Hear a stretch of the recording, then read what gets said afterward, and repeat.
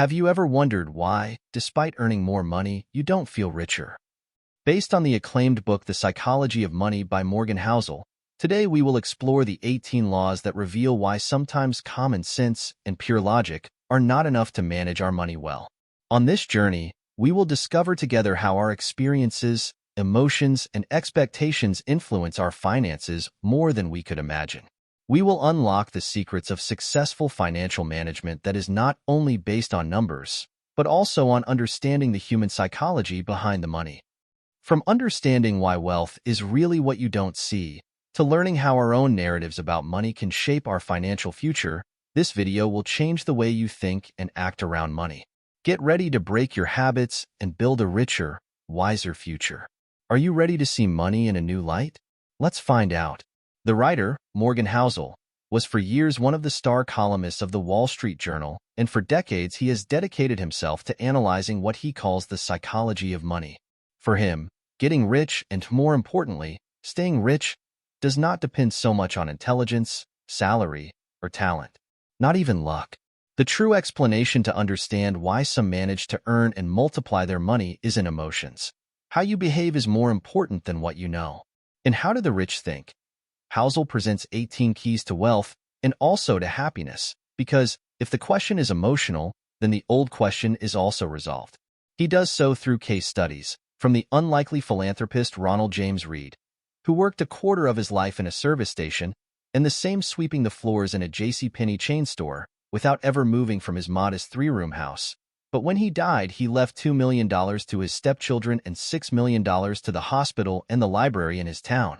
To the brilliant executive who patented the Wi-Fi router at the age of 25, but ended up in ruin because he squandered his fortune, even playing to throw gold coins into the sea. And that's where its premise comes from. Doing well financially has to do a little with how intelligent you are, but much more than we think with behavior. And behavior is difficult to teach, even to very intelligent people. A genius who loses control of his emotions can be a financial disaster, while ordinary people without training in finance can get rich if they have some behavioral skills that have nothing to do with formal intelligence indicators. Therefore, says Housel, although financial economics is taught in many of the best universities in the world, that does not prevent some of the most brilliant minds from ending their days buried in debt, nor from the fact that the majority of people cannot solve the problem. Retirement problem. The mistake, according to him, is that approaches to money, an omnipresent element in our lives, are too much like the functioning of physics, with rules and laws, and not enough like psychology, with emotions and nuances. Physics is not controversial, it is guided by laws. A bridge falls because a force of a certain intensity was applied to it. But why is the economy collapsing? Financial behavior that may make sense to some may be nonsense to others. Here is the first key: no one is crazy. Your personal experiences with money may represent 0.00001% of what happens and has happened in the world, but they may be your guide when it comes to thinking about how the world works. People do crazy things with money, and yet no one is crazy, says Housel. We all have our own experiences that influence how we understand risk and rewards. Someone who grew up poor cannot think about his investments the same way as the son of a rich banker. Someone who was born in a country with stable prices is surely not able to imagine the risk in the way, for example, of an Argentine raised in inflationary crises. No level of education or empathy can recreate the true power of fear and uncertainty. We all think we know how the world works, but we only know how our world works. That 0.0001% that we know. Every decision people make regarding money can be justified by the information they each have at a given time and their unique way of understanding how things work. Every decision makes sense to that person at that moment. The clearest example that Housel proposes is that of the lottery. Most of the people who play are poor. In the United States, lower-income households spend an average of $412 annually on lottery tickets, 4 times what high-income households spend on lottery tickets. 40% of Americans say they cannot get $400 in an emergency. To a large extent, these are the same people who invest that money in gambling. It may seem crazy to some, but when all prospects seem out of reach, is it so crazy to pay for a dream? Which brings us to key number 2, luck and risk. For Housel, luck and risk are two sides of the same coin. The perfect example of him is Bill Gates. The creator of Microsoft studied at Lakeside, one of the few high schools that had a computer in the late 1960s. He and his friends Paul Allen and Kent Evans became obsessed until they became experts on the device. Statistics say that Gates and his friends were 3 in a million young people in 1968 who had access to quality education, money, and the conditions that allowed them to learn computers before their peers. Gates acknowledges, without Lakeside, there would have been no Microsoft. Evans had the same skill with computers. He was, according to Gates, the best student in the class. He could have been a Microsoft partner, along with his friends. But he died in a mountain accident before finishing high school. Bill Gates had the luck of 1 in a million. Kent Evans experienced the risk of 1 in a million. The same force, in opposite directions. Moral: luck and risk must be given the respect they deserve. Gates himself said, "Success is a bad teacher. It seduces intelligent people and makes them think they can't lose. Psychology is treacherous, and nothing is as good or as bad as it seems." The third key is simple, although difficult to apply. Better than having too much is having enough. And the saddest example in this regard is the famous fraudster Bernie Madoff, who died in prison in April of this year. What is often omitted about him is that, before the Ponzi scheme that made him famous, Madoff was a legitimate and spectacularly successful businessman. Why would someone worth hundreds of millions of dollars want so desperately to have more money, to the point of risking it all? The answer is that he failed to see that he already had enough. It seems obvious, but there is no reason to risk what you have and need for what you don't have and don't need. Again, it's not economics, but psychology. What things should not be forgotten? 1. The most difficult financial skill to achieve is to stop the goalpost moving. 2. The problem is social comparison. 3. Enough does not mean little. And 4. There are things that are not worth risking. Reputation, freedom, family, friends, love, happiness. The fourth key is what he calls the confusion of compound interest, and he explains it with the story of tycoon Warren Buffett. Thousands of books have been written about him, but most omit that of his net worth, half of it was made after he turned 50 and after he was 60.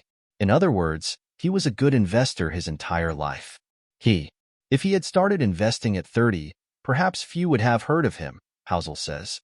The most powerful and important lesson from his story, according to him, should be shut up and wait. The fifth key is almost a semantic question. Getting rich is not the same as staying rich. To invest well, you don't necessarily have to make good decisions. What you have to do is never screw up. Again, you can look at Buffett. What sets it apart? He did not get carried away by debt. He did not give in to panic, and he did not sell in any of the 14 recessions that he experienced. He did not tarnish his business reputation, did not depend on others' money, and did not retire. Which brings us to the sixth key. You can be wrong half the time and still win a fortune. If you're liking the video, I encourage you to leave a like and subscribe so you can continue enjoying more content like this. Let's continue. The seventh key is freedom. The biggest dividend that money pays is controlling your time, Housel says. And that is exactly what happiness is about, as analyzed by psychologist Angus Campbell in his famous study on the well-being of Americans. The supreme level of wealth is getting up in the morning and saying, "Today, I can do whatever I want." It is the possibility of doing what you want, when you want, with whoever you want. When entrepreneur Derek Sivers was asked how he became rich, he said, "I made $20,000 a year, minimum wage. He never ate out and never took taxis. My cost of living was about $1,000 a month, and I earned $1,800. I did this for 2 years, when I was 22, and saved $12,000. With that, I could quit my job and start dedicating myself to music full-time. So I was free. The next month, I left my job and have never had one again." The eighth key goes in the same direction.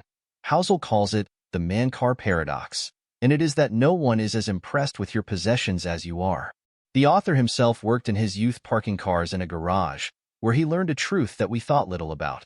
When we see someone driving a Ferrari or a Rolls-Royce, we rarely say, "What a cool guy behind the wheel."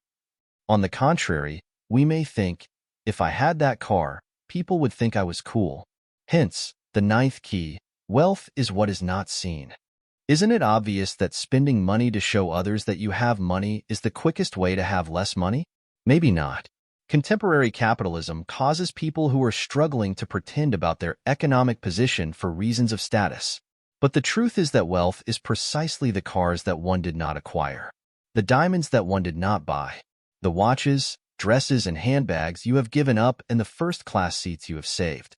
Wealth is the financial assets that have not yet become things that you see, explains Housel, and exemplifies it with an anecdote about the singer Rihanna, who was on the verge of bankruptcy for spending too much and sued her advisor. Financial. The accountant responded. Did I really need to explain to him that, if you spend so much money to buy things, in the end you will have the things but not the money? When most people say they want to be a millionaire, what they really mean is, I would like to spend $1 million. And that, Housel clarifies, is literally the opposite of being a millionaire. The 10th key is to save. Housel maintains that, beyond a certain level of income, there are 3 types of people. Those who save, those who believe they cannot save, and those who do not believe they should save. Most rich people accumulate wealth beyond their income and the profitability of their investments simply because they save. What is the golden key? Again, beyond a certain level of income, what we need is what is below our ego. Key number 11 is being reasonable is better than being coldly rational. Nobody is a spreadsheet. Academic finance is in the business of finding mathematically optimal investment strategies, but in the real world, we want strategies that maximize how well we sleep at night. A reasonable investor will seek to minimize future regrets. Key number 12, surprise. History is the study of change, yet investors use it as an unquestionable guide to the future. Housel finds that ironic. The smart thing, he says, is to understand that there is no such map. When decision-theoretic psychologist Daniel Kahneman was asked how investors should respond to the inability to forecast accurately, he said, "We often say, I'm never going to make that mistake again. But what we should learn when we make a mistake, because we don't anticipate something, is that it is difficult to anticipate the world. This is the right lesson to learn from surprises, that the world is full of surprises." The 13th is the margin of error, that of planning for when the plan does not go as planned. For Housel, one of the best places to learn it is in Las Vegas casinos, where blackjack players count cards without knowing for sure which one is going to come up, calculate, and bet according to probabilities. But more important is key number 14, which is to apply the previous one to each person, especially because with the passage of time, people's objectives and desires change, and that alters plans. We must accept the idea that we changed our minds. And financial goals set when you were a changed person should be mercilessly abandoned. The sooner that is done, the sooner one can benefit from the accumulation potential again. The key 15, nothing is free.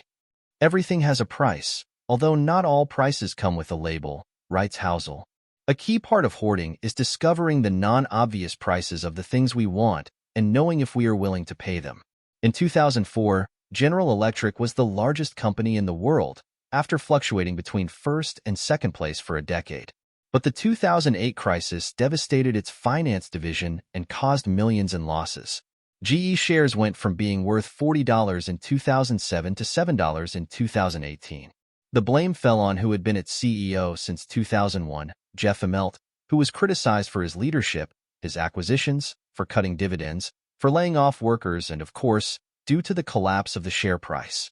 And it was fair, according to Housel. Those who are rewarded with immeasurable wealth when things go well must bear the burden of responsibility as well. When Immelt resigned from his position in 2017, he told his critics something illuminating. Any task seems easy when you are not the one doing it. And he was right. His successor was short-lived. Most things are more complicated in practice than in theory. Partly because, although we may say otherwise, most of us suffer from that overconfidence that makes us give orders to World Cup teams from a coffee table. But above all, because we do not know how to identify the price of success, and that prevents us from being able to pay it. Key number 16 is to understand that just as everyone's psychology is different, there are no reasons to follow the examples of those who bet on a financial game different from ours. Financial bubbles like real estate or .com ruin lives, and yet they continue to happen. Although this is usually explained by greed and speculation, Housel remembers here his first key. No one is crazy. That is, each one makes the decisions that he believes are appropriate according to the limited information he has available. The formation of bubbles is not so much due to people irrationally taking part in long-term investments, but rather because they rationally crowd into short-term operations to take advantage of an inertia that creates great potential for profitability. What else could be expected? Bubbles wreak havoc, the analyst concludes, when long-term investors who are playing their own thing begin to follow the example of short-term traders who are playing something else. When Cisco's stock rose 300% in 1999, paying $60 per share didn't seem crazy to short-term investors even though the company's stock price had hit a ceiling that it was. But the traders who set the price had a party because they were playing a different game. They planned to sell their most expensive shares at the end of the day. The seed of disaster was precisely in those two different groups of investors whose trajectories collided. It was impossible for one of the two not to be damaged. The most important lesson, then, is to identify your own time horizon and not get carried away by the actions and behavior of people who play games different from yours. Key 17 speaks to the paradox of the seduction of pessimism. The thing is, optimism about investments seems like a commercial argument, while pessimism sounds like advice from someone trying to help you. Therefore, we tend to be pessimistic. We feel smarter if we think that everything is going to go wrong. But optimism is not ignoring that there will be setbacks, but believing in the possibility. In an interview with the New York Times in 2004, Stephen Hawking was asked why he was always so cheerful. With the help of his computer, the scientist, a victim of a neurodegenerative disease that had left him unable to speak and move on his own in his youth, responded, "My expectations were reduced to zero when he was 21 years old. Since then, everything has been a bonus." The lesson is simple. Having the expectation that things will go wrong is the best way to be pleasantly surprised and prepared when they go right. It is very different from being a pessimist. The last key talks about the temptation of fictions and why stories are more powerful than statistics. The desire for an investment analysis to be true will probably make you believe it. And the more you need it, the more likely you are to fall for deception. When we plan, we focus on what we want and what we can, but in general, we do not take into account everything that others want and can, or what we do not know. We rely too much on our beliefs, on our psychology, but in reality, we are blind. What can we do from the reality of our limitations? Be humble, compassionate, and know that less ego, in general, brings more wealth. That the best money management is the one that makes us sleep well at night, and the best investments are those that last over time. Money is time. Ostentation is the opposite of wealth. No decision should be made at the extremes, and even less financial ones. Let's always know that everything has a price, and let's also know what game we are going to play. I hope this journey through the psychology of money has inspired you to examine and improve your own relationship with finances. Remember, managing your money effectively is not just a matter of math. It is a matter of understanding and managing your own behaviors and emotions. If you enjoyed the video, please like it, subscribe for more content like this, and share this video with friends or family who might also benefit. Don't forget to leave your comments below about which law impacted you the most and why. Thank you for watching.